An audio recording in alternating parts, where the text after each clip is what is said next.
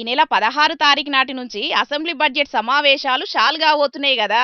ఇక ఆ సమావేశాలల్లో ఏ తీరుగా ముంగటికి పోవాలి, సభల ప్రజా సమస్యలను ఎట్లా లేవనెత్తాలి అనే దాని మీద కారు పార్టీ ఎమ్మెల్యేలు ఎమ్మెల్సీలకు గండిపేట్లున్న గోల్కొండ రిసార్ట్ల శిక్షణ తరగతులు పెట్టిండ్రు. ఇక ఈ శిక్షణ తరగతులకు పార్టీ ఎమ్మెల్యేలు ఎమ్మెల్సీలంతా హాజరు పడ్డారు. వాళ్ళందరికీ సభల ఎట్లుండాలి, ఎట్లా మాట్లాడాలి ఏందనే దాని మీద అవగాహన కల్పించిండ్రట. ఇక ఈ మీటింగ్ అయినాక కేటీఆర్ మాట్లాడుకుంటా రాహుల్ గాంధీ గారు మాటిచ్చారు. మొట్టమొదటి కేబినెట్ సమావేశంలోనే ప్రభుత్వం ఏర్పడ్డ తర్వాత మేము 6 గ్యారంటీలకు చట్టబద్ధత కల్పిస్తాము, వెంటనే చేస్తామన్నారు. మరి 2.5 ఏళ్లు కావస్తా ఉంది.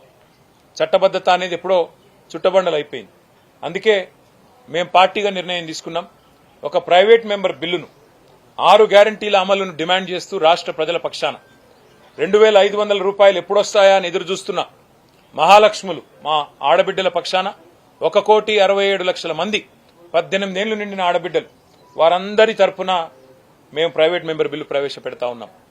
4,000 పెన్షన్ ఎప్పుడొస్తుందా అని ఎదురు చూస్తున్న 46 లక్షల మంది వృద్ధులు, వితంతువులు, నేతన్నలు, గీతన్నలు వారందరి తరఫున, బీడీ కార్మికులు, ఒంటరి మహిళలు వారందరి తరఫున 46 లక్షల మంది తరఫున ఈ ప్రైవేట్ మెంబర్ బిల్లు పెడుతున్నాం.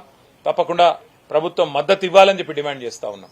ఇట్లా వాళ్ళు ఇచ్చిన 6 గ్యారంటీలన్నిటినీ అమలు చెయ్యాలని, వాటికి చట్టబద్ధత కల్పించాలని ప్రైవేటు మెంబర్ బిల్లు పెడతారట. ఇప్పటికే 2 సార్లు రైతు బంధును ఎగ్గొట్టిండ్రు. ముచ్చటగా 3వసారి కూడా రైతు బంధు ఎగ్గొట్టాలని ఈ ప్రభుత్వం చూస్తున్నదని విమర్శించిన రామన్న ఇక ఈ సమావేశాలల్లో కాంగ్రెస్ పార్టీ ఇచ్చిన హామీలన్నింటినీ అమలు చెయ్యాలని నిలదీస్తామని చెప్పుకొచ్చిండు. అన్ని వర్గాల ప్రజలను మోసం చేసిండ్రు కాబట్టి వాళ్ళందరికి ఇచ్చిన హామీలను ఎప్పుడు అమలు చేస్తారు, నిరుద్యోగులకు ఇచ్చిన 2 లక్షల ఉద్యోగాల హామీని ఎప్పటి వరకు తీరుస్తారు అనే దాని మీద ఈ ప్రభుత్వాన్ని నిలదీస్తామని చెప్పిండు. చూడాలే మరి రాబోయే సమావేశాలల్లో కారు పార్టీ ఎమ్మెల్యేలు ఎమ్మెల్సీలు ఎంత రువ్వడి మీద పనిచేస్తారనేది.